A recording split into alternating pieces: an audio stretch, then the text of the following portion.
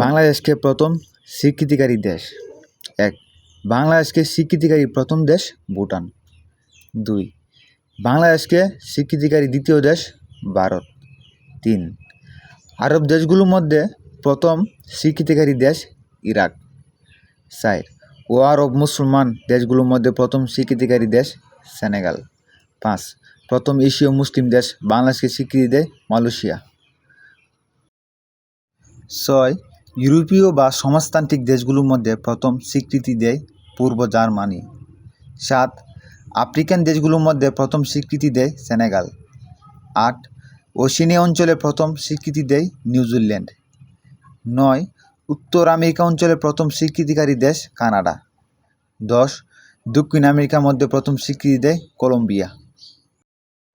অনুগ্রহ করে আমাদের এই চ্যানেলটিকে সাবস্ক্রাইব করে দিবেন। ধন্যবাদ।